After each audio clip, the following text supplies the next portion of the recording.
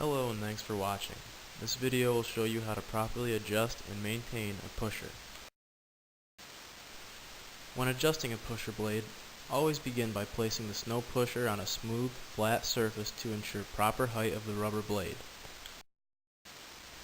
Be sure to prop the back of the pusher shoes up 1/4 of an inch on each side.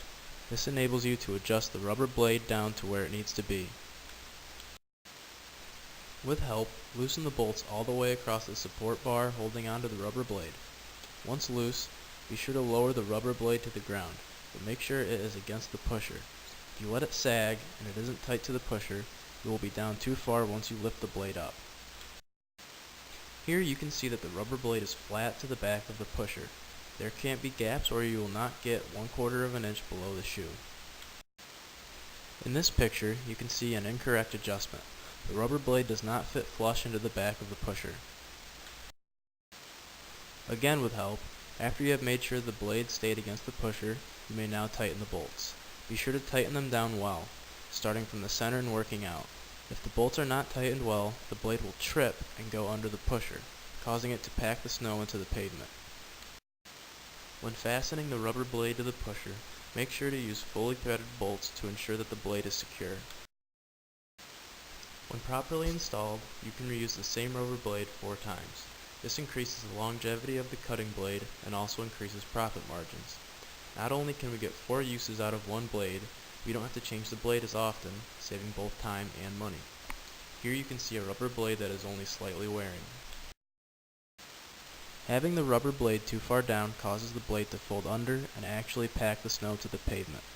It also causes premature wear to the rubber. The best example of this is to compare it to a car tire rolling over snow and packing it down. Having the rubber blade too far down causes the blade to fold under the pusher and actually pack the snow to the pavement. It also can cause damage and premature wear to the rubber. The best example of this is to compare it to a car tire rolling over snow and packing it down. The damage to the pusher in this picture is from hitting a curb. Typically you can clear a manhole cover, but nothing more than 1.5 inches. Be aware of hazards in your zone. The pushers in these pictures have been damaged from being run into objects within the work zone. Be sure to know what is around you at all times to minimize these types of accidents. Not having the pusher chained tightly can cause unwanted damage to the posts. Be sure to chain them down securely. This damage to the posts was caused by having the pusher at such an extreme angle that it actually wore through the posts. This should never happen as there is no reason for the pusher to be at such an angle.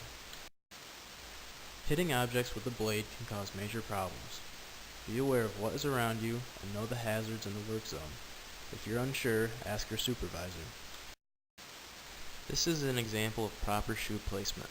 The shoes are level with the ground and not at an angle where the front or back end is in the air. This allows the shoes to wear evenly along both the front and back ends. The picture on the left shows improper shoe placement. The front end of the pusher is down on the ground instead of being level. This will cause the front end of the shoes to wear down much faster. The picture on the right shows what the shoe will look like after using the pusher like this for an extended period of time. Not using the right shoe placement can also damage the posts on the back of the pusher. On the left hand side is what the post looks like new. On the right hand side, you can see that the bottom part of the post has been worn away from contact with the ground. Some pushers have a level indicator on the top of them. This shows whether or not the pusher is level.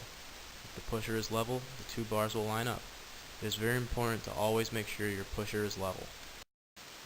The main things to take away from this video are to adjust the rubber blade 1/4 of an inch below the shoes. Be sure to fully tighten all bolts starting with the center. Make sure the rubber blade is flat against the pusher. Be aware of your surroundings. Use the proper angle of the pusher, and secure the pusher tightly to the loader.